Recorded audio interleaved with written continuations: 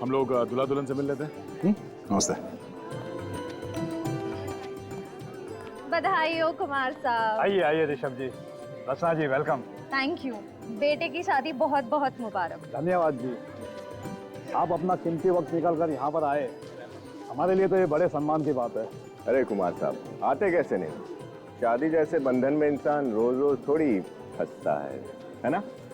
अच्छा, खूब समझ रही हूँ आप क्या कहना चाह रहे हो। अब चले, दूल्हा दुल्हन से नहीं मिलना है? चलिए प्लीज। नमस्ते साहब। नमस्ते मैम साहब।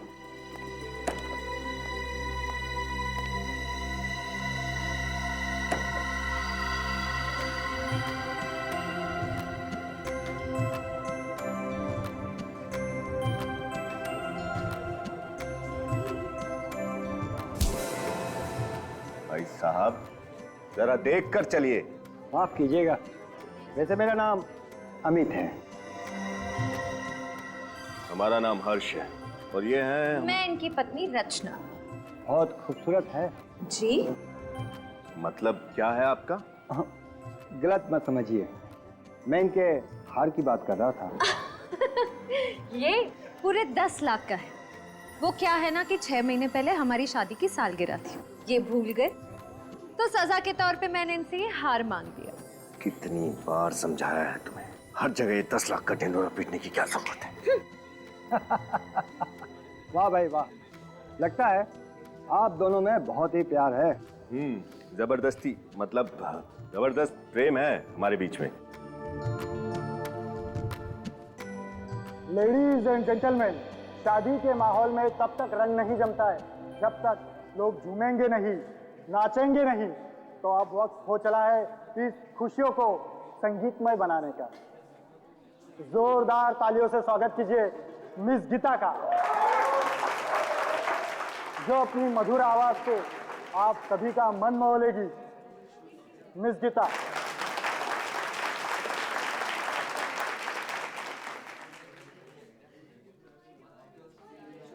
ये लीजिए।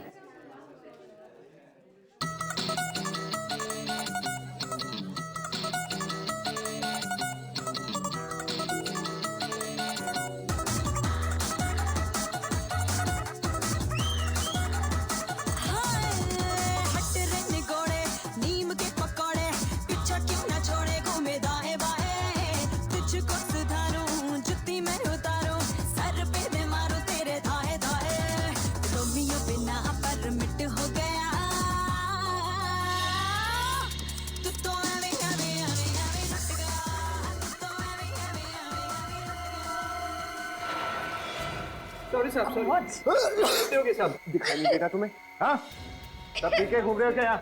जिसे देखो हमसे आगे टकरा रहा है यहाँ। अरे वो जहरीला केमिकल इन फूलों में तो नहीं है? ये सब गलती होगी सब। क्या क्या किया ये? साहब मैंने जानबूझ के नहीं किया साहब। गलती हुई है, जानबूझ के किया पता चल जाएगा। इन जहरीले फूलों से लोगों की जान लेता तू, हाँ? और फिर उन्हें लूटता है। साहब आप कैसी बात कर रहे हैं साहब? मैं वेटर हूँ सर, मैं खूनी नहीं हूँ साहब। चुप। फिरी, इसे ब्यूरो लेके जाओ, अच्छी तरह से खातिरदारी करो इसकी। फिरी, चलो हॉस्पिटल चलते हैं। चल, तेरा खेल खत्म। चल। साहब मेरी बात का यकीन करो, मैंने कुछ भी नहीं किया साहब।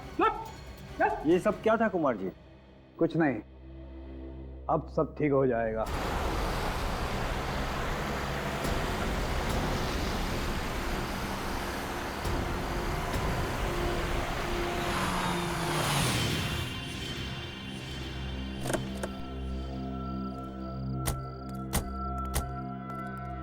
Oh no. रेडी? ए, उठ। Sir, sir. निखिल, तुम दोनों को जल्दी हॉस्पिटल ले जाना पड़ेगा। निकालो उन्हें। सर। डॉक्टर साहब, आप कैसी तबीयत है फ्रेडी और उस वेटर राजू की? इन्होंने शायद कोई जहरीली गैस सूंघ ली थी, जिसकी वजह से वो बेहोश हो गए, लेकिन अभी वो खतरे से बाहर है। हम फ्रेडी से मिल सकते हैं? देखिए फिलहाल वो होश में नहीं है। मैंने उन दोनों को नींद का इंजेक्शन दिया है, दोपहर तक होश आ जाएगा।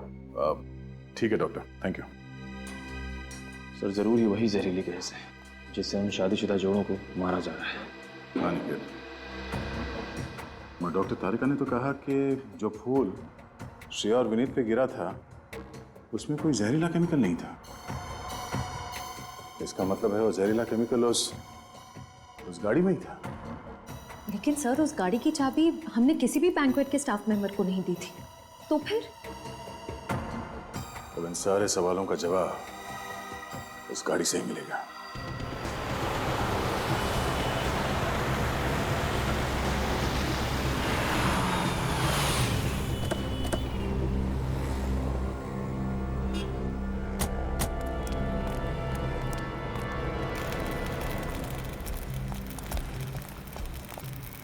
कुछ पता चला किशोर, गाड़ी के अंदर वो जहरीली गैस कहां से गई होगी?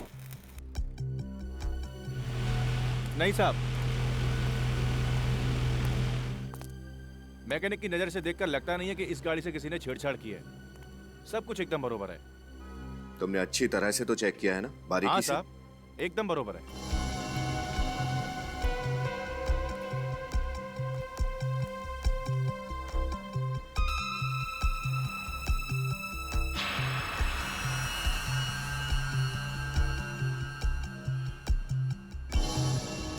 सफेद क्या है किशोर, कुछ लगा है क्या?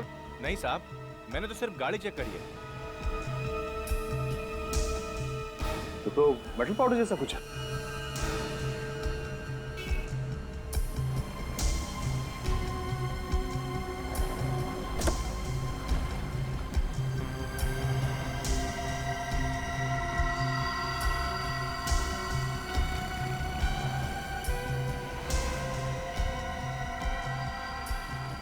ओह, तो ये चक्कर है। क्या है सर? देखो, खुद ही देख लो।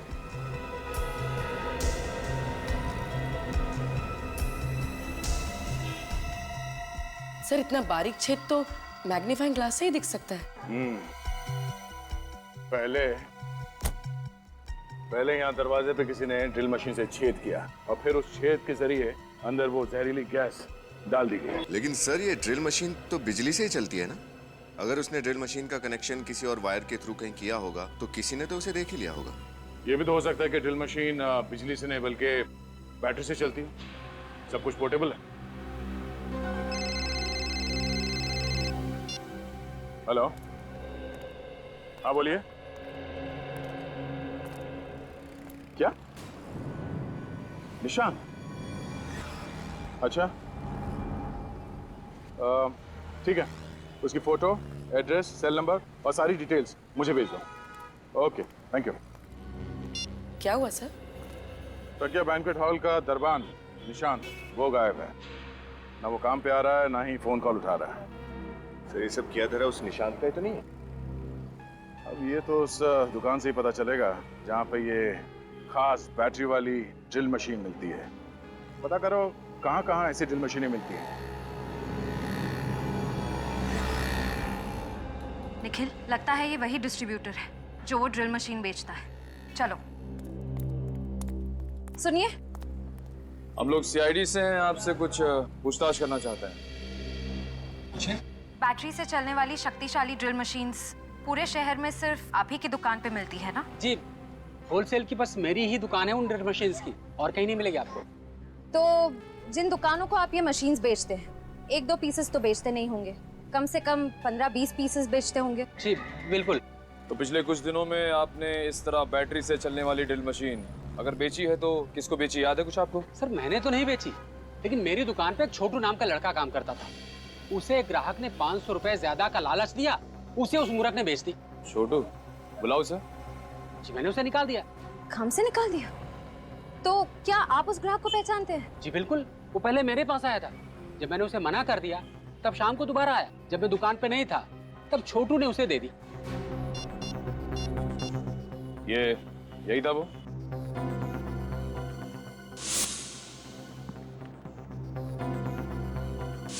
हाँ ये तो है वो। मतलब निशांति वो है जो एक के बाद एक खून किए जा रहा है।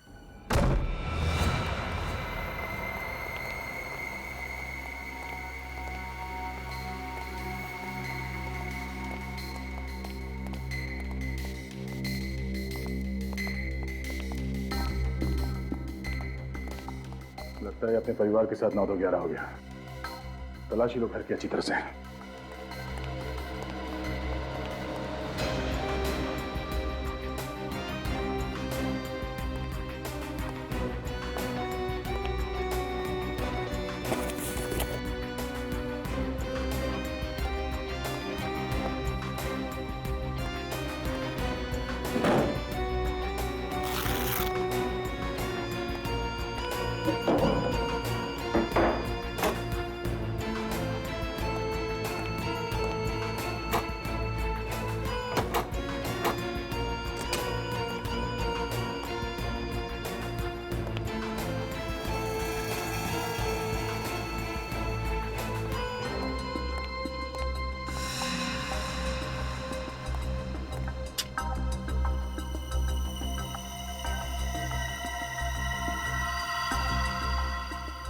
निशांत और निशांत की बीवी।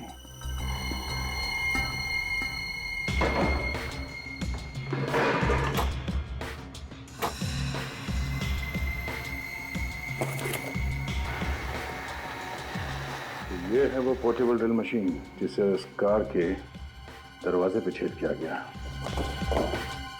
सर। हाँ विनीत। सर ये देखिए, नई वॉशिंग मशीन, नया टीवी, बहुत सारा नया नया सामान खरीदा है इस निशांत ने। सर एक दरबान अचानक इतनी कीमती चीजें तभी खरीद सकता है जब उसकी कोई बड़ी लॉटरी लगी हो, या फिर वो गलत कामों में उलझा हुआ है। सर ये इयररिंग अंदर पड़ा हुआ मिला था, शायद शिखा का ही होगा। लगता है निशांत घाई घाई में सामान पैक करते समय ये इयररिंग पैक करना भूल गया। हाँ सर, मुझे लगता है शादी के हॉल में हमें देखकर उसकी हालत पतली हो गई, अपना सारा नया सामान छोड़कर यहाँ से रफू चक्कर हो गया वो। उड़ उड़ के कबूतर कहाँ तक उड़ेगा। एक काम करो, मोबाइल कंपनी से पता करो कि ये कबूतर इस वक्त कहाँ है।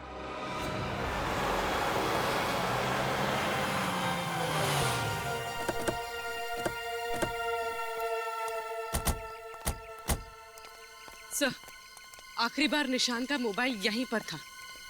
यहाँ पे ये देखो,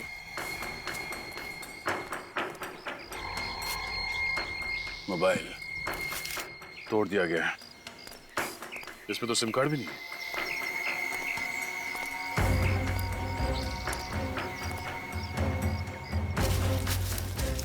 सर। हाँ? देखिए सर, फावड़ा पड़ा हुआ है, मिट्टी भी लगी हुई इस पर ताजी। एक काम करो, आसपास देखो कहीं खुदाई का काम हुआ है क्या।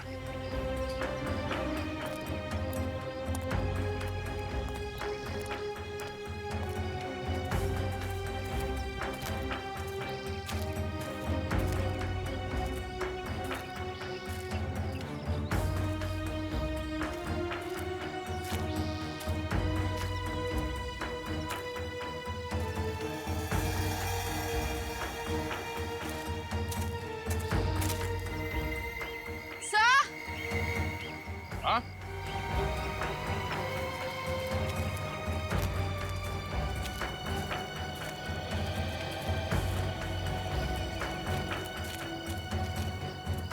सर ये देखिए, सर यहाँ मिट्टी खुदी हुई है।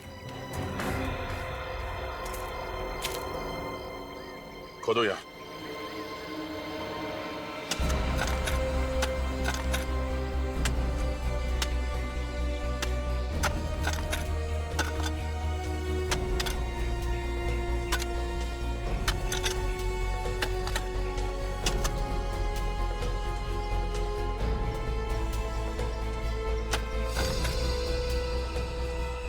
सर। हाँ? हटाओ इसे।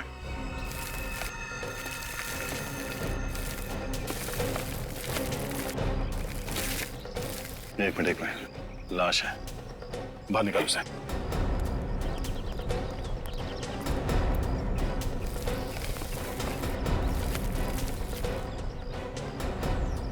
संभाल के। सर ये निशांत है। निशांत? सर इस केस से तो मेरा सर चकरा गया। अब इस निशांत को किसने मारा होगा? उसी ने जिसने ये सारे खून किए हैं और चोरियां की हैं। उसने इस निशान का इस्तेमाल किया सिर्फ हमें गुमराह करने के लिए। तो मैं कब से तुमसे कुछ पूछ रहा हूँ और तुम हो कि मेरी बात का जवाब ही नहीं दे रही हो। क्योंकि मैं नाराज हूँ तुमसे। तुम्हारी इस नाराजगी की वजह जान सकता हूँ? शादी में कितने लोग मेरी तारीफ कर रहे थे कि मैं सुंदर लग रही हूँ, मैं अच्छी लग रही हूँ, और तुम हो, तुम्हारे पास तो 2 शब्द तक नहीं है ना अपनी बीवी के तारीफ में।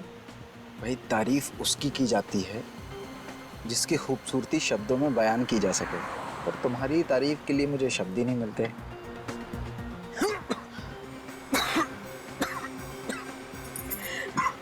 देखा वैभव, जो लोग ज्यादा झूठ बोलते हैं ना उन्हें ऐसे ही खांसी आती है। क्या क्या हुआ वैभव? तुम ठीक तो हो ना? पता नहीं कि ये क्या हो रहा है। मेरी भी अटक रही है।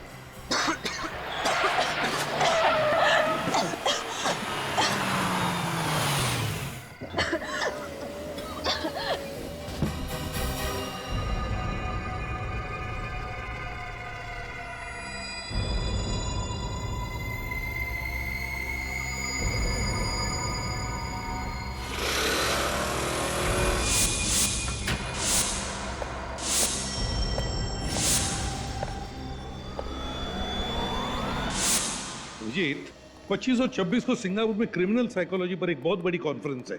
मैं चाहता हूं कि तुम और दया वहां होकर आओ। Sir morning. तुम दोनों इतनी जल्दी सुबह सुबह? सर मैं तो बस अभी अभी आई, पर पंकज शायद कुछ ज्यादा ही जल्दी आ गए हैं। अच्छा सर, मुझे थोड़ा जल्दी घर जाना है। नहीं नहीं, काम करो, जाओ थोड़ा जल्दी। लैपटॉप कर।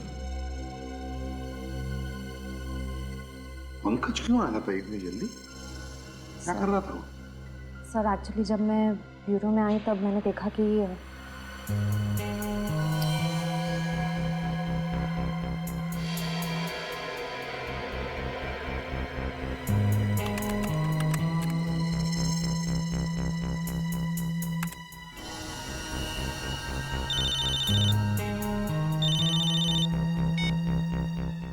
हेलो, हाँ सूरज सर। हाँ, आपने जैसे कहा था मैं वैसे ही कर रहा हूँ। नहीं सर, ब्यूरो में मैं अकेला हूँ, कोई भी नहीं है। हाँ सर, सारी डेटा कॉपी हो रही है। सर कोई आ रहा है, मुझे आपको 2 मिनट फोन करने दो। कौन है वहां? पंकज। अरे श्रेया, तुम कब आई? क्या कर रहे थे तुम यहाँ? मैं योगा कर रहा था। बैठे बैठे ना थोड़ा पीठ अकड़ गई थी तो। टेबल के पीछे। आप तो योगा तो कहीं भी कर सकते हैं ना? सर मुझे पूरा यकीन है ये कुछ गड़बड़ कर रहा था। सर मुझे भी लग रहा है ये सूरज और पंकज कोई टेढ़ी खीर पका रहे हैं। हाँ सर, कभी ये दोनों लैपटॉप तोड़ देते हैं, कभी सबूत को छुपाने की कोशिश करते हैं। सर ऐसा लगता है जैसे ये केस को सुलझाना नहीं, उलझाना चाहते हैं। ये बात मेरे भी ध्यान में आई है काफी दिनों से, मगर क्या करें। सर ये लोग जहाँ से आए हैं वहीं वापस भेज दीजिए। एक मछली पूरे तालाब को गंदा कर देती है। वापस भेजने में कोई हर्ज नहीं है अभी, लेकिन ये लोग तो डीसीपी चित्रोली के टट्टू है ना। उन्हें अगर वापस भेज दिया ना तो डीसीपी चित्रोले यहाँ हमारे ब्यूरो में आकर तांडव करेगा। CID bureau? क्या 2 लाशें मिली हैं? कहाँ पे?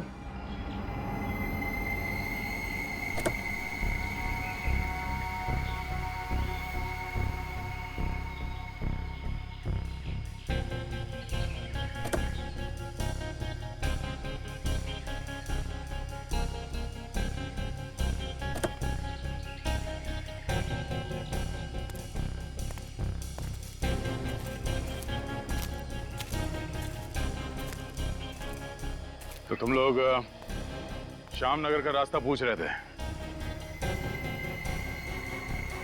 वो सर हम लोग रास्ता भटक गए थे, तभी मैंने ये गाड़ी देखी। दीपक स्टॉप द कार। क्या हुआ? वहाँ एक कार खड़ी है, शायद कार वाले को पता हो कि श्यामनगर का रास्ता कहाँ पड़ेगा। हाँ उससे पूछते हैं, गुड आइडिया। मैं देखता हूँ।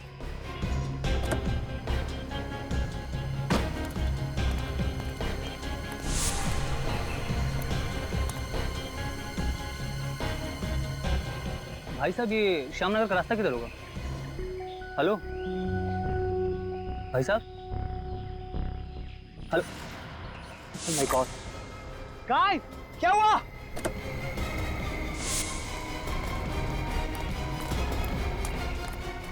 क्या हुआ?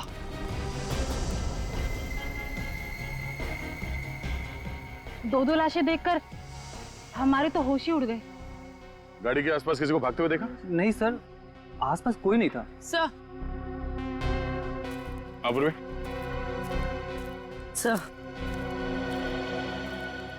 सर इसके कान पे ये जो निशान है, लगता है किसी ने ईयररिंग खींच के निकाला है। सर इसके गले पर भी एक निशान है। सर लगता है मामला लूटपाट का है। अपूर्वी, सर गहने वगैरह शरीर के ऊपर के हिस्से से गायब है। ये पैर में बिच्छुआ और पायल वैसे का वैसे ही, मतलब खूनी गाड़ी की खिड़की से उसने इस जुर्म को अंजाम दिया है।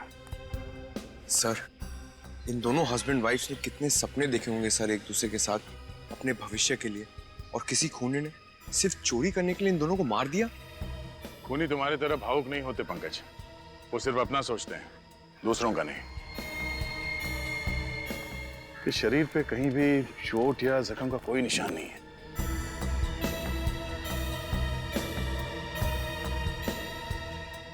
इन दोनों के पैर के नीचे ये नीला पड़ गया है। लगता है इन दोनों को जहर दिया गया है।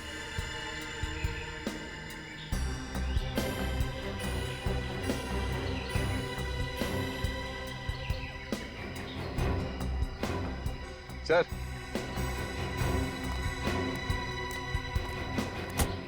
सर ये देखिए, इस गाड़ी से पेट्रोल पंप की रसीद मिली है।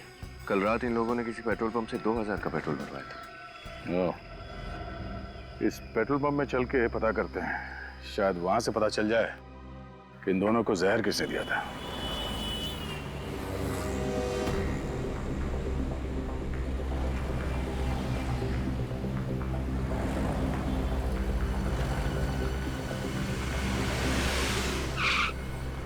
बोलो साहब, कितने का डालूं?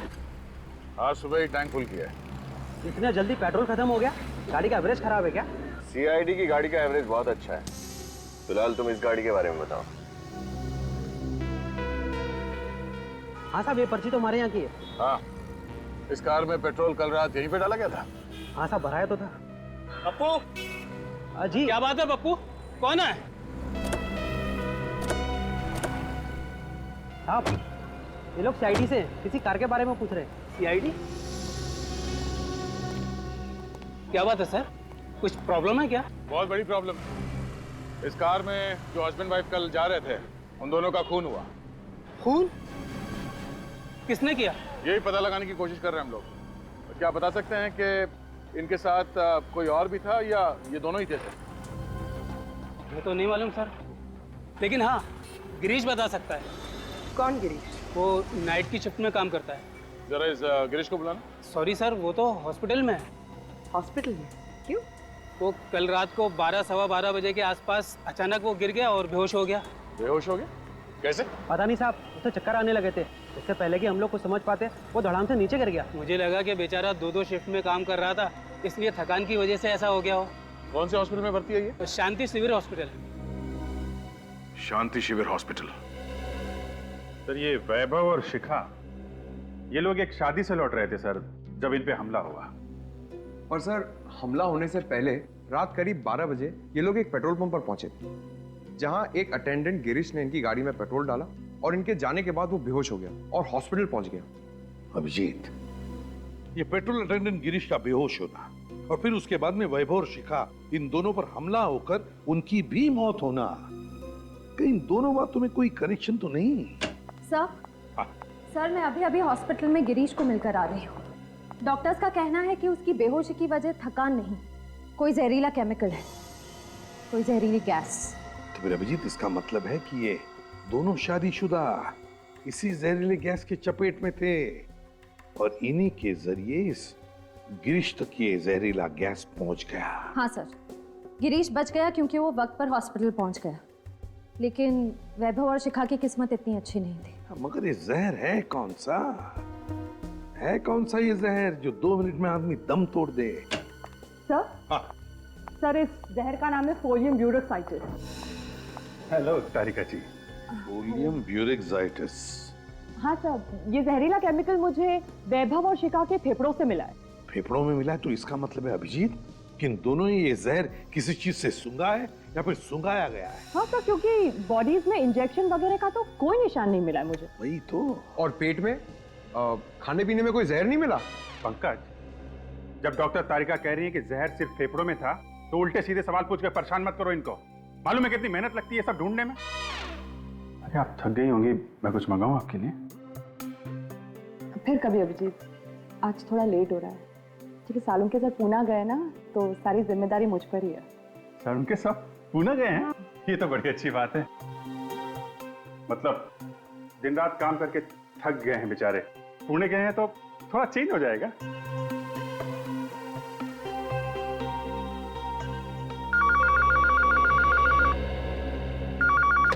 हेलो, 2 खून कहाँ पे?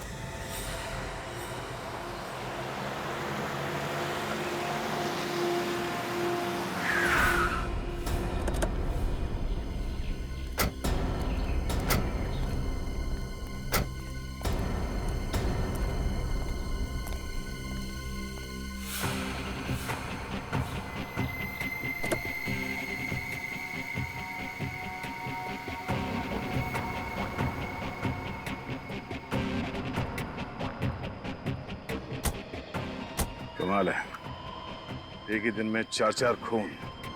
मैंने भी ठीक वैसे ही मारा गया जैसे वैभव और शिखा को।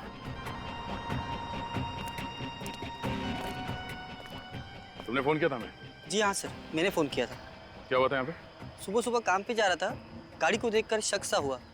झांक कर देखा तो दोनों मरे पड़े थे। यहीं पे रहते? हाँ सर। ठीक है, जाओ। सर, इस खूनी को जल्दी से पकड़ना होगा सर, कहीं और मासूमों की जान ना चली जाए। सर खूनी उन्हीं लोगों पे हमला करता है जो लोग देर रात शादी से घर लौट रहे होते हैं, क्योंकि शादी में अक्सर लोग कीमती गहने वगैरह पहन के जाते हैं। सर, मुझे ऐसा लगता है कि ये खूनी जरूर शादी के खाने में जहर मिलाता होगा। नहीं पंकज, डॉक्टर तारिका ने बताया कि वैभव और शिखा के फेफड़ों में जहर मिला था, तो हो सकता है इन्हें भी जहर सुंघाया गया हो। या फिर सर शादी से निकलने के बाद रास्ते में ये लोग कहीं रुके हों और वहीं इन्हें जहर दे दिया गया हो सकता है। बने ये क्या? जीपीएस सिस्टम वो भी ऑन है। अब पता चल जाएगा ये जहर इन दोनों को कब और कहां दिया गया था। वो कैसे सर? पंकज, ये जीपीएस टेक्निक लोग गाड़ी चलाते वक्त इस्तेमाल करते हैं ये जानने के लिए कि मंजिल तक पहुंचने के लिए कौन सा रास्ता सबसे अच्छा है, कहां पे कम ट्रैफिक होता है। इस जीपीएस सिस्टम से हमें ये तो पता चल ही जाएगा कि ये गाड़ी इस रास्ते पे आई कहां से और ये कहीं पे रुकी थी या नहीं। सर? हाँ सर, जीपीएस कंपनी से उस दूसरे कपल की कार का रिकॉर्ड मिल गया। चलो दिखा जल्दी।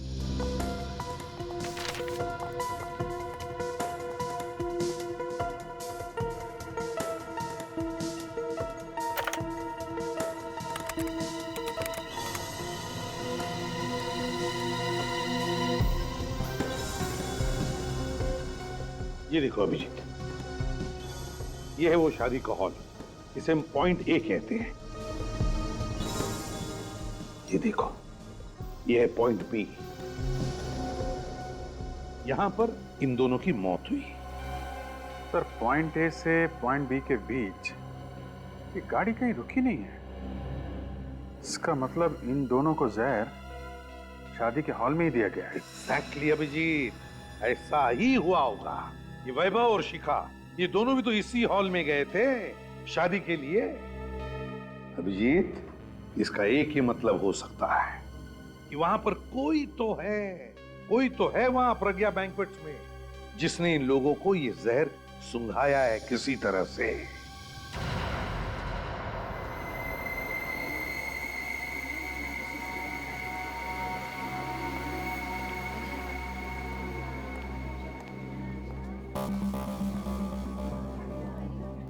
आसपास नजर रखना। अरे प्रकाश जी नमस्ते। ओ आइए सर, हम कब से आप ही का इंतजार कर रहे थे। कैसे हैं आप? आप परेशान क्यों लग रहे हैं? सर, आज मेरे इकलौते बेटे की शादी है और उसमें आप ये सीआईडी वालों की तहकीकात, बड़ी टेंशन हो रही है सर। आप चिंता मत कीजिए, कुछ नहीं होगा। फिर भी सर, डर तो लगा हुआ है ना। निश्चिंत रहिए आप, कुछ नहीं होगा, हम लोग हैं ना।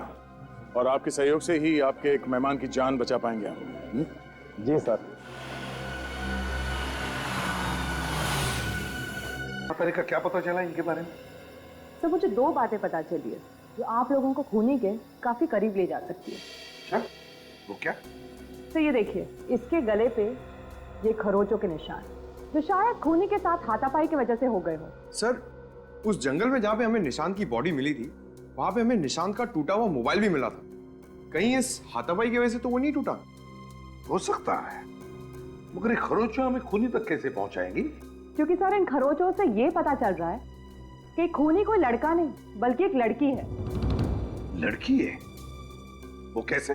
सर इन खरोचों के अंदर मुझे नेल पॉलिश के ट्रेसेस कुछ अंश मिले और सिर्फ इतना ही नहीं, निशांत के नाखूनों में मुझे चमड़ी मिली है जिसकी डीएनए रिपोर्ट भी यही बता रही है कि खूनी एक लड़की है। नेल पॉलिश की ट्रेसेस मिले और दूसरी बात क्या है? वो ये कि इसे भी वही जहरीला केमिकल दिया गया था जिससे उन शादीशुदा जोड़ों का खून किया गया था। मतलब इस सारे के पीछे एक ही औरत है, एक ही औरत जिसने वो सबूत भी निशांत के घर में रखे और फिर इसे जंगल में बुलाकर मार डाला। और ये सारा का सारा काम इतनी सफाई के साथ किया कि पूरा शक निशांत पे जाए। सर हो सकता है इस निशांत की बीवी उसी औरत के कब्जे में हो सकता है श्रेया, हो सकता है। और हो ना हो, ये कोई औरत ही है, उस होटल की स्टाफ मेंबर जिसने सारा खेल रचाया है। सचिन काम करो, प्रज्ञा बैंक्वेट में फोन करके पता लगाओ क्या कोई स्टाफ मेंबर है, कोई औरत जो छुट्टी पर है किसी कारण।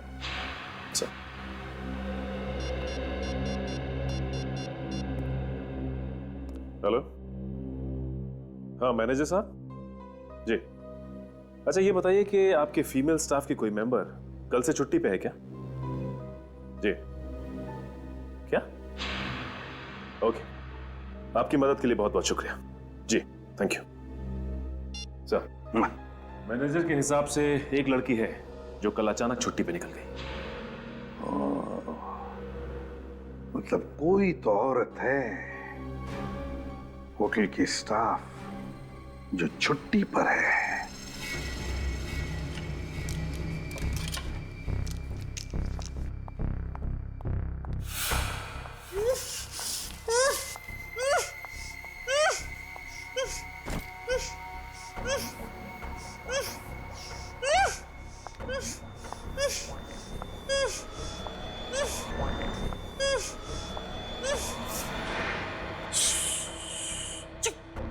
एकदम चुप।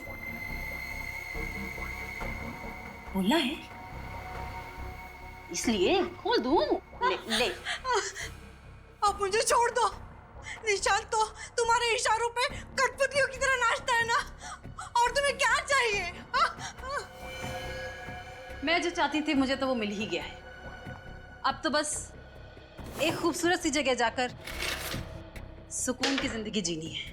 जब तुम्हारा मकसद पूरा हो चुका है तो मुझे मेरे निशांत के पास जाने दो ना। अच्छा, अगर तुम यही चाहते हो तो यही सही।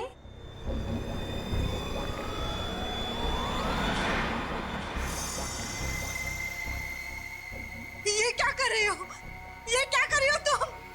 वही जो तू चाहती है। निशांत के पास जाना है ना तुझे? निशांत? कहाँ गया मेरे निशांत? क्या किया तुमने निशांत के साथ? मार डाला मैंने उसे।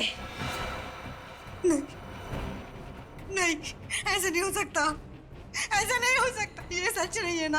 हाँ, नहीं, मत करो ऐसे। नहीं, मत करो ऐसे, मत करो ऐसे, मत करो तुम।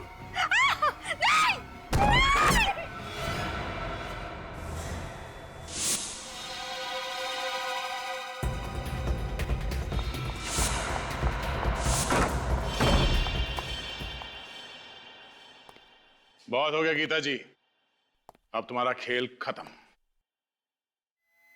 खेल अभी खत्म नहीं हुआ है, खेल तो अभी शुरू हुआ है।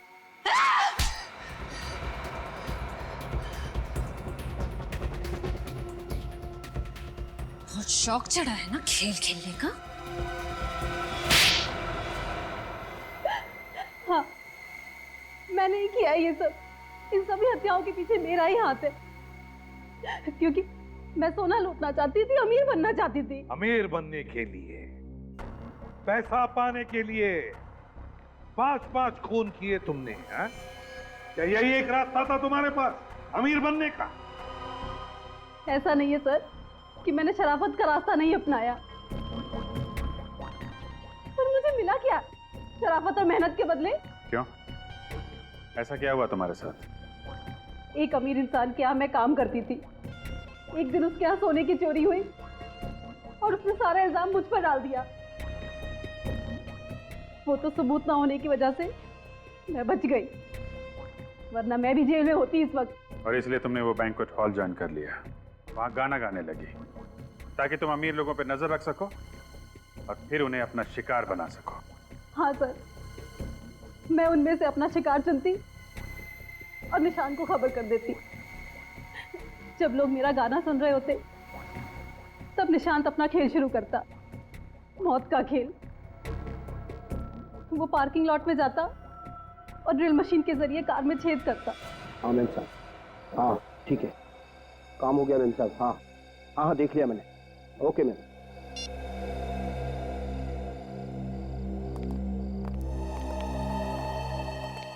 जरा ध्यान रखना, मैं आता हूँ।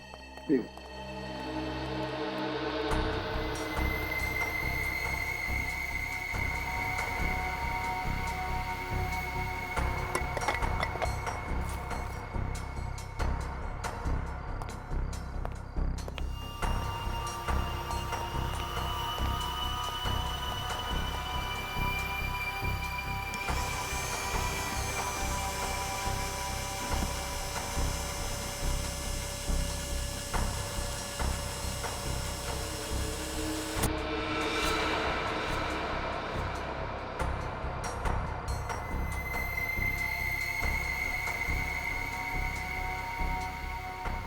जैसे ही हमारी चुनी हुई कार शादी से निकलती, मैं और निशांत उसका पीछा करने लगते। जहरीला केमिकल आधे घंटे में अपना असर दिखाता था और कार में बैठे लोगों का दम घुटने लगता। वो लोग खिड़कियां खोल देते ताकि खुली हवा में सांस ले सके, और तब मैं वहां पहुंचकर उनके सारे गहने और जेवर लूट लेती थी। निशांत तो तुम्हारे लिए काम कर रहा था ना, फिर उसे क्यों मारा तुमने? सारा दिमाग मैं लगाती, प्लान मैं बनाती, और आए दिन वो बस अपना हिस्सा बढ़ाने की बात करता। और वैसे भी मैंने तो उसे बस एक जरिए की तरह इस्तेमाल किया, एक मोहरे की तरह, ताकि सीआईडी का शक उस पर जाए। जब मेरा काम खत्म हो गया तो मैंने उसे भी मार दिया। वाह रे वाह, अगर इतना ही दिमाग, इतनी ही मेहनत किसी अच्छे काम के लिए इस्तेमाल करती तो वैसे ही पैसा कमा लेती, पर नहीं, 5-5 खून किए तुमने, तुम्हें तो फांसी ही होगी, फांसी।